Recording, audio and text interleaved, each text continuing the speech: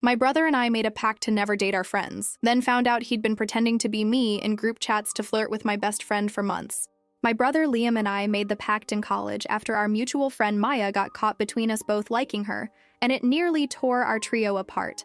No dating within the circle, we swore, pinky over cheap wine. Friends first, always. 10 years later, that rule still held. Our group, me, Liam, Maya, Priya, and Dev, had survived breakups, moves, even that disastrous camping trip where Liam ate expired jerky. We were family, and family didn't risk the whole table for one seat. So when Maya started acting different around me last month, I thought she was just stressed. She'd cancel coffee plans last minute, laugh too hard at my jokes, avoid eye contact when I mentioned Liam. Then came the group chat meltdown. It was a Sunday night. We were planning Priya's birthday dinner. Someone suggested Italian. Maya replied, "Only if Jess is there." I miss her voice. Liam typed back instantly, "She'll be there. Wouldn't miss it." But I hadn't said anything. I stared at my phone. That wasn't me. I'd been in the shower during that part of the convo. I scrolled up, really looked. For weeks, messages I never sent were appearing under my name. "Maya, your hair looked amazing today. Remember that night we talked till 3 a.m.? I still think about it. You deserve someone who sees you. Like I do." My stomach dropped. I called Liam. He answered like nothing was wrong. "Hey, bug. Why are you texting Maya as me?" Silence. Then too casually, "What are you talking about?" "The group chat, Liam. You've been sending messages from my number, pretending to be me, to flirt with Maya." He sighed like I was overreacting. "I borrowed your phone last week when mine died. Must have stayed logged in." "You've been doing this for months," I said, voice shaking. "And you signed them Jess." Not Liam pretending. "You made her think I was saying those things." "So?" he said. "She likes you more than me anyway.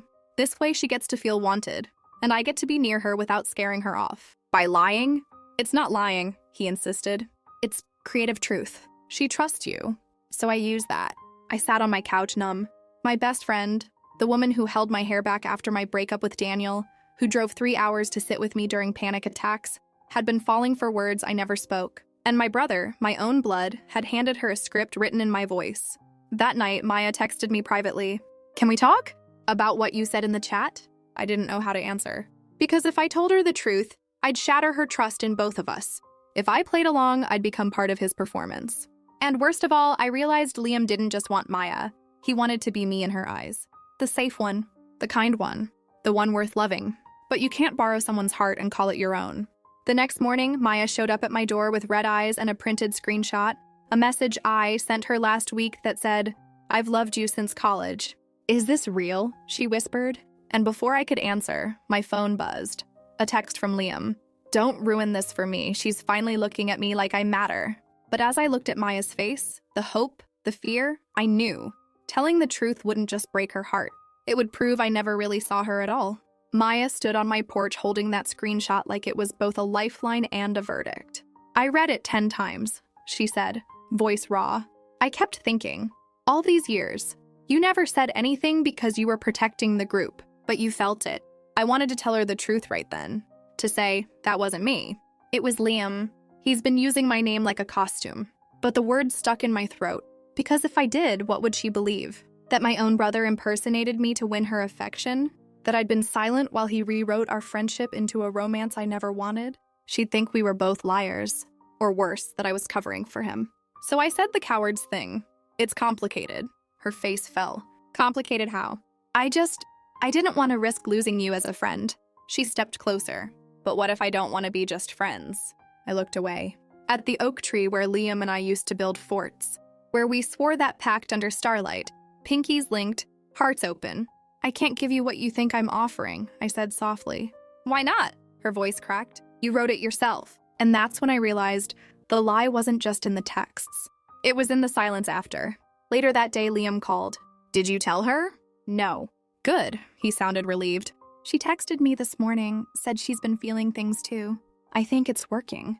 "You're texting her as yourself now?" "Yeah."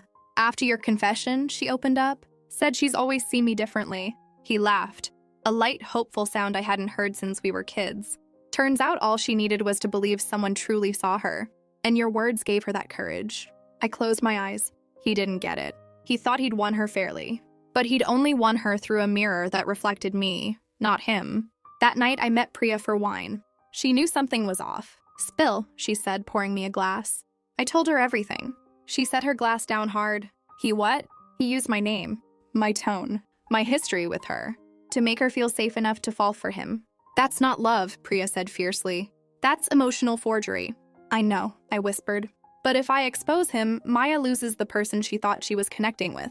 And if I stay quiet, I'd become complicit. Priya reached across the table. You're not responsible for his lies, but you are responsible for your silence. Her words sat with me all week. At Dev's birthday barbecue, I watched them, Liam and Maya laughing by the grill, shoulders brushing, easy in a way they'd never been before. She touched his arm like she trusted him, and maybe she did, just not with the real story. Afterward, I pulled Liam aside. You have to tell her. Tell her what? That the messages weren't from me, that you used my voice to get close to her. He stiffened. Why? She's happy. We're happy. She's happy with a version of you built on my identity, I said. That's not a foundation, it's quicksand. He looked away. You're just mad because she chose me. I don't want her to choose either of us, I said, frustrated. I want her to choose based on truth, not a script you stole from my life. He turned back, eyes pleading. What if the truth ruins everything? Then it wasn't real to begin with. We stood there, siblings again, caught between loyalty and honesty. That night, I drafted a message to Maya 12 times, deleted each one, because the cruelest part wasn't Liam's deception. It was that Maya had spent years loving me, the real me, and he knew that. So he didn't try to be better. He just tried to be me, and in doing so, he made my authenticity the weapon he used against me. 2 days later, Maya invited me for a walk in the park, the same one where we'd cried over our first heartbreaks. I need to understand, she said gently. If you've loved me all this time, why hide it? And before I could answer, my phone buzzed. Liam had just posted a photo of them holding hands, captioned, "Finally found the one who sees me." But the worst part? He'd tagged me in the comments with, "Thanks for showing me how to love her right." Now everyone in our group thinks I played matchmaker, while my silence becomes the final lie. Maya and I walked through the park in silence for a long time, past the duck pond where we'd fed breadcrumbs as college roommates, past the bench where she held me after Daniel left. Finally, she stopped under the old willow tree. "If you've loved me all this time," she said softly, "why hide it?" I opened my mouth, but my phone buzzed. Liam's post lit up my screen. A photo of him and Maya holding hands at sunset, his thumb brushing her knuckles. Caption, "Finally found the one who sees me." And in the comments tagged to me, "Jess, thanks for showing me how to love her right." My stomach dropped. Maya saw it too. Her eyes widened. "You helped him?" "No," I said quickly. "I didn't," but the damage was done. The narrative was set. In our friends' minds, I was the selfless best friend who quietly stepped aside so my brother could find love. Noble, mature, invisible, just like always. "I don't understand," Maya said, voice trembling. "Did you tell him how I felt? Did you give him advice?" "I didn't give him anything," I said. "He took it." She stared at me. "Took what?" "My words. My tone. My history with you. He borrowed my phone months ago and never logged out of the group chat. Every message you thought was from me was him." Her face went pale. "That night you said you missed my voice. That wasn't you?" "No." "The part about loving me since college?" "Not me." She stepped back like I'd slapped her. "All this time, I was falling for a ghost." "I'm so sorry," I whispered. "But why would he do that?" "Because he knew you trusted me," I said. "And he thought if he sounded like me, you'd let him in." She turned away, tears falling. "So everything I felt was based on a lie." "No," I said firmly. "What you felt was real. It just wasn't directed at the right person." She looked at me then, not with anger, but grief. "Do you think he loves me? Or just the idea of being loved by someone I trust?" I didn't answer, because I didn't know. That night, Liam called furious. "Why did you tell her?" "Because she deserved the truth. You ruined everything." His voice cracked. "She won't even look at me now." "Then earn her trust honestly," I said. "Not by wearing my skin. She says it feels like betrayal from both of us." "Good," I said. "Maybe now you'll understand what you stole." We hung up in silence. The next few days were brutal. Priya texted. "Group chat is nuclear. Dev's taking Liam's side. Maya's offline." Mom called. "Your brother says you sabotaged his happiness." Even my cat seemed to judge me from the windowsill. But the hardest moment came when Maya showed up at my door with 2 coffees, the oat milk kind I liked. "I talked to him," she said. "He admitted it all. Said he was desperate. That he'd loved me for years, but thought I'd never see him as more than your goofy brother." "And?" I asked. And I told him I need space. She handed me a coffee. But I also told him something else. The reason I trusted Jess in those messages wasn't because of the words. It was because they sounded like you. And that's the problem, he doesn't know how to be himself with me. I almost cried. He used your love as a bridge, she said quietly. But bridges aren't homes. We sat on my porch, sipping coffee in silence. Later, she asked, do you think we can go back to how we were? I don't know, I said honestly. But I'd like to try, without scripts, without performances. Just us. She nodded. Me too. But as she walked away, I realized the real fracture wasn't between her and Liam. It was between who we all pretended to be and who we actually are. And rebuilding that would take more than truth. It would take courage none of us had shown yet. A week later, Liam left a handwritten letter in my mailbox. I'm leaving town for a while. Tell Maya I'm sorry and tell her I finally understand. You can't borrow someone's heart and call it yours. But tucked inside was something else. A printed copy of every fake message he'd sent as me, with his notes in the margins. She liked this line. This made her laugh. She replied fast here. And at the bottom, in shaky script, I studied her through you. But I never saw her myself. Now I hold proof of his remorse and wonder if forgiveness means letting him return or finally letting him go. I read Liam's letter 3 times before I let myself feel anything. The apology was raw. No excuses, no, but you made me do it. Just, I used your voice because I was too scared to use my own. But it was the notes in the margins that broke me. Next to a fake message that said, your laugh fixes everything, he'd scribbled. She texted back, you always know what to say. But it wasn't me who knew. Beside another. Remember our late night talks? I still keep those close, and he'd written. She replied with a heart. I've never gotten one from her before. He hadn't just impersonated me. He'd studied her through me, like I was a lens he needed to see her clearly. That night, I called Mom. Not to complain. Just to hear Liam's voice as a kid. The one that used to whisper secrets through our shared wall. The one that cried when our goldfish died. He's staying with your uncle upstate, she said softly. He's quiet. Is he okay? He says he finally understands why you were always Dad's favorite. I flinched. I was never his favorite. You were the one who spoke his language, she said. Liam always felt like he had to translate himself to be loved. I hung up with a lump in my throat. Because that was it, wasn't it? He didn't want to steal my relationship with Maya. He wanted to borrow my way of being seen, because he'd spent a lifetime feeling invisible in his own skin. 2 days later, Maya met me for tea. He left town, I told her. I know, she said. He sent me a note too. What did it say? That he's sorry. That he'll work on being honest. And that he hopes one day I can see him. Not the version he pretended to be. She stirred her tea slowly. Do you think he meant it? I think he's trying, I said. But trying isn't enough if he doesn't know who he is without borrowing from someone else. She nodded. I keep thinking about those messages. How real they felt. But now I wonder, was I falling for him? Or for the safety of your voice? It wasn't your fault, I said. He weaponized trust, that's on him. But I let myself believe it, she said quietly. Because part of me wanted it to be you. I looked up, startled. She smiled faintly. Not romantically, but like you've always been my anchor. So when you said those things, it felt like permission to hope, even if it was coming from the wrong person. We sat in silence, the weight of that truth settling between us. Later, I drove to the river where Liam and I used to skip stones as kids. I brought his letter. Didn't burn it, just held it while the water rushed past. I thought about all the times I'd smoothed things over for him, covered for his lateness, laughed off his awkward jokes, stepped back so he could shine. I thought I was being kind. But maybe I was teaching him that his real self wasn't enough. When I got home, I wrote him back, not a text, not an email. A real letter. Come home when you're ready to be Liam, not just 2.0.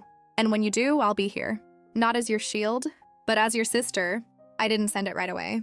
Sat with it for a day, then mailed it. 3 weeks passed. No reply.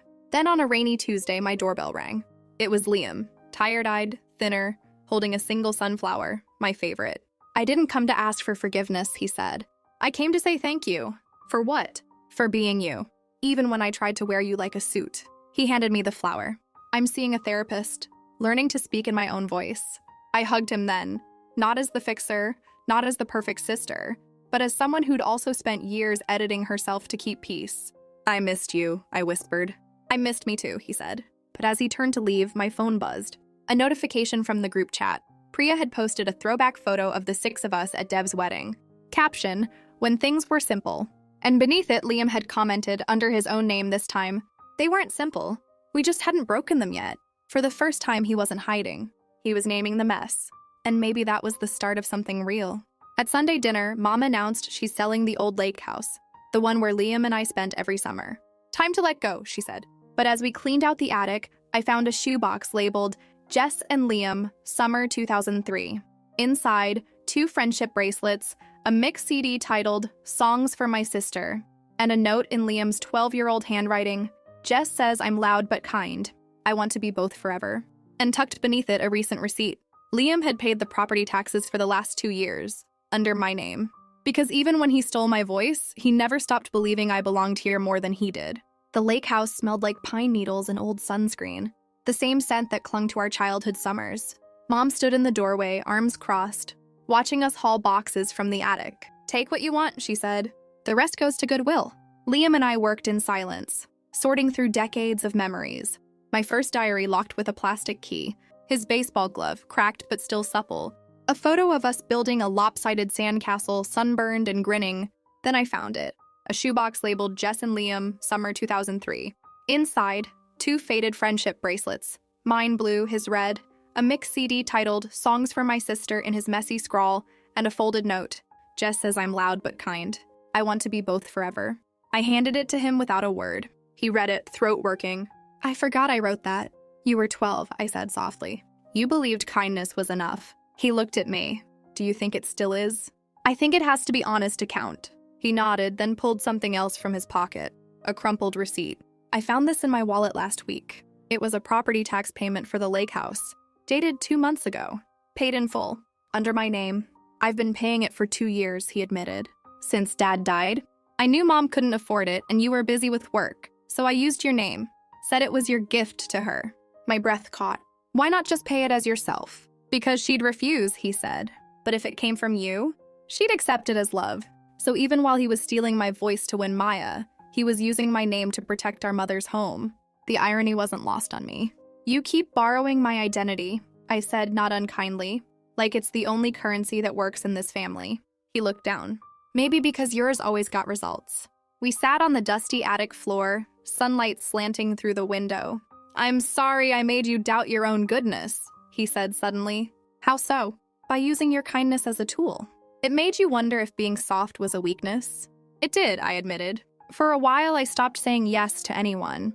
Thought generosity was just a loophole people walked through. He winced. I never meant to do that. I know, I said, but impact matters more than intent. He nodded. Then quietly, do you think Maya will ever talk to me again? I don't know, I said honestly. But if she does, it won't be because you sound like me. It'll be because you finally sound like you. He smiled faintly. I started writing her letters. Real ones. No group chat. No performance. Just me. And she hasn't replied. But she hasn't blocked me either. That night, back at my apartment, I played the mix CD. Track 1, Lean on Me by Bill Withers. Track 5, You've Got a Friend by James Taylor. Track 10, Sister by Roseanne Cash. Tears welled up. At 12, he'd already known how to love me. He just forgot how to love himself. The next morning, Maya texted, Can we talk? In person? I said yes. We met at the park bench, the same one from before. I got a letter from Liam, she said, handwritten. No emojis. No jokes. Just regret. What did he say? That he sees now how wrong it was. That he studied me through your eyes because he didn't trust his own. And that he's learning to look at people directly, even if it's scary. She paused. It felt real. Do you believe him? I believe he's trying, she said. But trust isn't rebuilt in a letter. It's rebuilt in quiet moments when he chooses honesty over convenience. I nodded. And are you willing to wait for those moments? She looked at me, really looked. Only if you're okay with it. I took her hand. My friendship with you was never conditional on my brother's choices. She squeezed back. Good. Because I need my anchor, even if the boat's still shaky. As we walked back to our cars, I realized something. Healing wasn't about returning to how things were. It was about building something new, with clearer boundaries, truer voices, and love that didn't need a disguise. But that night, as I watered my plants, my phone buzzed. A photo from Liam, him standing on the lake house dock holding 2 fishing poles. Caption, Remember when you taught me to cast? I still use your grip. And for the first time, he didn't tag me to prove anything. He just shared a memory, his way of saying, I'm here. As me. 2 weeks later, Maya showed up at my door with a small envelope. Inside, an invitation to Liam's first therapy-led men's group sharing night, open to family. He asked me to come, she said. But he wants you there more. And beneath the invite, a note in Liam's handwriting, I'll speak my truth tonight. Will you hold space for it even if it's messy? But as I read it, I realized I wasn't afraid of his mess anymore. I was afraid of mine. Because if he could change, Maybe I'd have to stop hiding behind the good sister act too. I almost didn't go to Liam's sharing night. Not because I didn't want to support him, but because I was terrified of what I'd hear and what I'd have to face in myself. For years, I'd played the good sister, calm, accommodating, always smoothing things over. It was easier than admitting I resented how often I had to shrink so he could expand. But Maya showed up at my door that evening in a soft green dress, the color she wore when she meant to be gentle, and said, "He's nervous. He keeps checking his notes like it's a final exam." "Since when does he write notes for feelings?" I asked. "Since he realized feelings aren't performances," she said. "They're just true." So I went. The group met in a church basement, folding chairs in a circle, coffee in styrofoam cups, no audience beyond immediate family.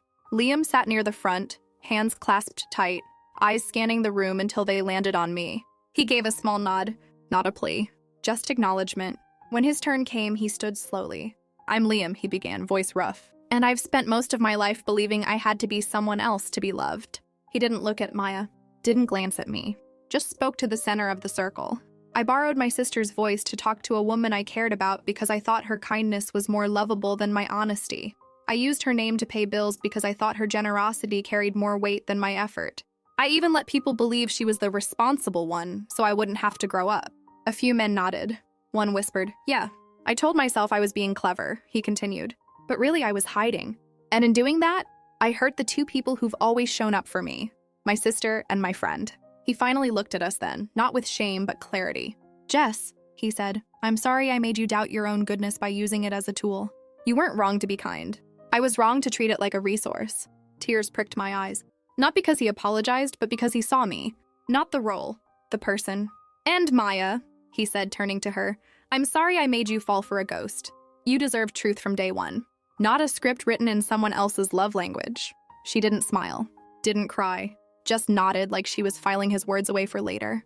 Afterward, we stood in the parking lot under flickering streetlights. "You were brave," I said. "I was scared," he admitted. "But my therapist said courage isn't the absence of fear. It's speaking anyway." Maya stepped forward. "I'm not ready to date you," she said plainly, "but I'm ready to know you, as you are." He smiled, a real one, tired but hopeful. "That's enough." We walked to our cars together, the three of us like old times, but different, lighter. Later that night, I couldn't sleep, because Liam's honesty had cracked something open in me too. I'd spent so long being the steady one, the reliable one, the safe one, that I'd never asked, what if I'm allowed to be messy too? What if I don't have to hold everyone else together to be worthy of love? The next morning, I called my own therapist, the one I'd been seeing sporadically for stress. "I think I need to talk about something deeper," I said. "About how I confuse self-sacrifice with love." She scheduled me for Thursday. That afternoon, Liam texted, "Thanks for coming last night. It meant everything." I replied, "Thanks for finally speaking your truth. Now it's my turn to find mine." He didn't ask what I meant, just sent a heart emoji, the first time he'd ever used one without irony. Over the next week, small shifts happened. He paid the next utility bill under his own name. Maya joined him for coffee, just friends, no expectations. I canceled a work call to take a nap, guilt-free. But the biggest change was internal. I stopped editing my emotions before sharing them, said I'm overwhelmed instead of I'm fine, admitted I was angry when Mom praised Liam's growth, but never acknowledged my years of silent holding. And slowly the weight lifted. Not all at once, but enough to breathe. Then, on a quiet Sunday, Liam showed up with 2 fishing poles and a paper bag of donuts. "The lake house dock?" he asked. I nodded. We sat in comfortable silence, lines in the water, sun warming our shoulders. "I'm learning to ask for help," he said suddenly, "instead of borrowing someone else's strength. I'm learning to offer mine without losing myself," I replied. He cast his line. "Do you think we'll ever get it right?" "No," I said honestly, "but maybe getting it wrong together is better than pretending alone." He laughed, the old laugh, the real one. And for the first time in years, I didn't feel like the glue. I just felt like his sister, flawed, present, free. 3 months later, Maya invited us both to her art show, her first solo exhibition. The title? Voices I Mistook for My Own. Inside, among paintings of fragmented faces and overlapping speech bubbles, hung a single portrait titled Jess. Not of me, but of a woman holding a mirror that reflected someone else's eyes. And beside it, a new piece labeled Liam Real. Bold strokes, unfiltered gaze, hands empty of masks. As I stood there, Liam whispered, "She sees us now." But the real surprise came after, when Maya handed me a small canvas of my own. A woman finally looking directly at the viewer, captioned, "The anchor who learned to float." And in that moment, I realized healing wasn't about fixing each other. It was about finally showing up as ourselves. Maya's art show smelled like oil paint and fresh linen. Quiet, intentional, alive. The gallery was small, tucked above a bookstore downtown. Soft lighting, white walls, voices hushed like we were in a chapel of truth. I saw the title first. Voices I mistook for my own. My stomach fluttered. Then I saw Jess. It wasn't a portrait of my face. It was a woman sitting at a table, hands folded neatly, mouth closed. But in the mirror before her, her reflection had someone else's eyes. Warm, steady, familiar. Mine. And beneath it, a single line. She spoke so I wouldn't have to be loud. Liam stood beside me, silent. Then he pointed. There, across the room, Liam Real. Bold reds and blues, messy brushstrokes, eyes wide open. Not performing, not hiding. His hands empty. No borrowed masks, just presence. I didn't know she was painting these, he whispered. She needed to see us clearly, I said, before she could see herself. We wandered through the rest. Paintings of tangled phone cords, ghosted text bubbles, overlapping voices and speech balloons that never quite connected. Each one a map of confusion, longing, and the slow journey back to self. Then near the exit, Maya stood waiting. She handed me a small canvas wrapped in brown paper. For you, she said.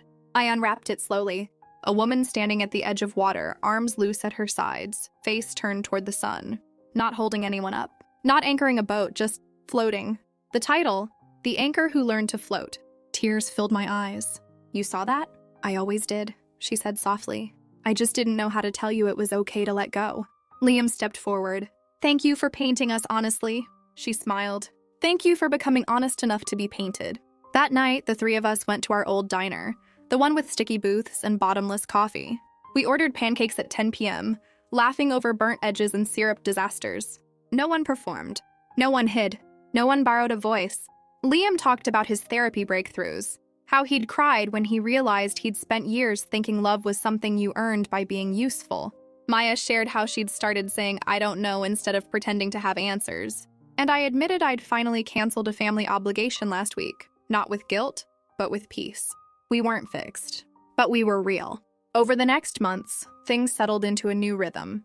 Liam and Maya went on occasional coffee dates. No labels, just curiosity. I stopped editing my emotions before sharing them with Mom.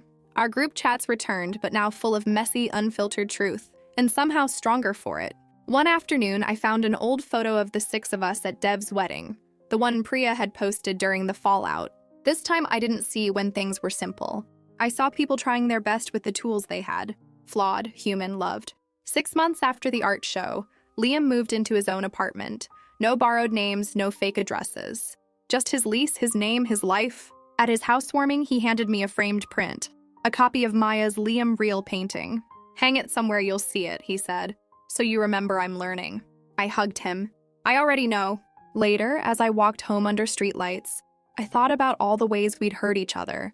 Not out of malice, but out of fear. Fear of not being enough. Fear of being too much.